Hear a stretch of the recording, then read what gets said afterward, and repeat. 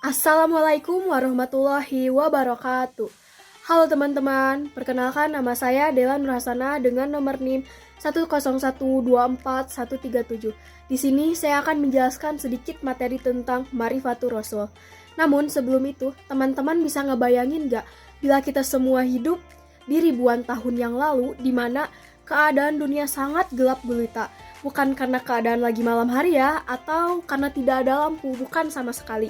Tapi karena manusia di zaman itu sangat sulit mendapatkan sebuah kebenaran atau sangat menyimpang, hingga datang seorang pria pilihan Allah Subhanahu wa Ta'ala datang untuk mencapaikan kebenaran. Ialah Rasul yang diutus Allah dengan tutur kata yang baik, sikap yang jujur, dan tindakan yang penuh dengan kasih sayang. Kita semua tidak hidup di zaman itu, tapi kita tidak boleh meninggalkan apa yang namanya Ma'rifatur Rasul atau mengenal Rasul. Maka dari itu, saya akan menjelaskan sedikit tentang apa sih Ma'rifatur Rasul itu. Teman-teman semua pasti sering mendengar istilah tak kenal maka tak sayang. Maka dari itu, yuk kenalan dengan Rasul.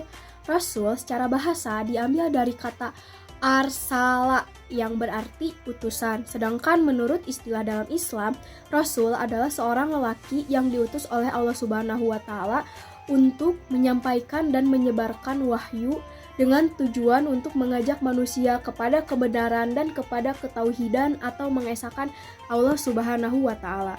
Teman-teman, perlu digarisbawahi juga ya, mengenal Rasul bukan cuma sekedar kita tahu nama dan kisahnya saja, tetapi juga mengamalkan apa yang telah ia ajarkan dan meneladani sifatnya. Oh ya, teman-teman pernah berpikir atau bertanya tidak, apa sih bedanya Nabi dan Rasul itu? Biar saya jelaskan sedikit ya. Kalau Nabi adalah utusan Allah, seorang pria ya, jelas.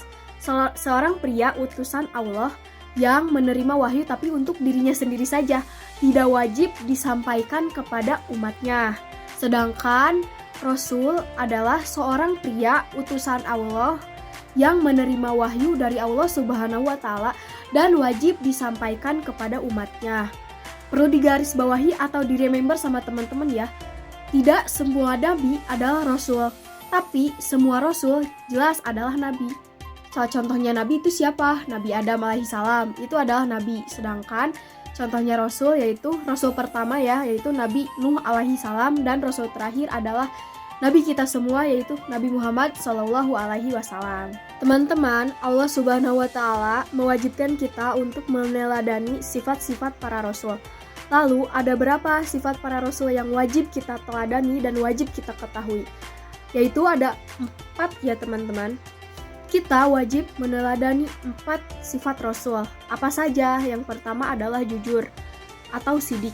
Seorang Rasul harus bersifat jujur atau sidik. Tidak boleh seorang Rasul suka berbohong atau lain-lain gitu. Harus jujur ya. Yang kedua yaitu fatona atau cerdas. Seorang Rasul harus cerdas karena dia kan memimpin umatnya ya. Jadi emang harus pemimpin yang cerdas. Di saat ada masalah dia bisa memberikan solusi. Lalu yang ketiga adalah tablik, menyampaikan. Tablik ini berkaitan dengan wahyu yang harus disampaikan. Jadi seorang Rasul harus bisa menyampaikan apa yang telah diwahyukan oleh Allah Subhanahu wa Ta'ala kepada umatnya. Lalu yang keempat ada amanah, yaitu dapat dipercaya. Seorang Rasul harus dapat dipercaya, tidak boleh ia berkhianat dan lain-lain. Artinya seorang Rasul adalah orang yang dipercaya oleh umatnya dan Allah Subhanahu wa Ta'ala yang ditugaskan untuk menyampaikan wahyu dari Allah. Teman-teman, dari penjelasan yang sudah saya paparkan tadi, dapat ditarik kesimpulan bahwa Rasul adalah seorang lelaki utusan Allah yang ditugaskan untuk menyampaikan wahyu kepada umat manusia dengan tujuan menarik umat manusia dari jalan kebodohan yang gelap gulita ke jalan yang penuh dengan kebenaran dan terang benderang. Maka dari itu Allah sangat memposisikan kedudukan seorang Rasul itu sangat istimewa sehingga kita diwajibkan untuk beriman kepadanya. Ada beberapa benefit yang Allah janjikan kepada kita bila kita mau mengimani Rasul. Salah satunya itu bisa lebih dekat dengan Allah, bisa menjadi pribadi yang sangat lebih baik karena dengan mencontoh perilaku Rasul, dan benefit yang paling besar yaitu Allah menjanjikan surga kepada kita bila kita mau mengimani Rasul. Maka dari itu, Yuk sama-sama mulai dari sekarang kita bermuhasabah diri terhadap diri kita sendiri, sejauh mana kita dapat mengimani sosok Rasul itu. Karena Allah sangat memberikan manfaat dan juga hikmah yang sangat besar bila kita mau meneladani dan juga mau beriman kepada Rasul. Mungkin cukup sekian penyampaian pemaparan materi dari saya tentang Marifatur Rasul. Mohon maaf apabila selama menyampaikan materi ini penuh dengan kekurangan atau kesalahan. Semoga kita semua bisa menjadi pribadi yang lebih baik lagi dengan beriman kepada Rasulullah, utusan Allah Subhanahu wa Ta'ala. Amin Allah ya Rabbal Alamin. Sekian, wassalamualaikum warahmatullahi wabarakatuh.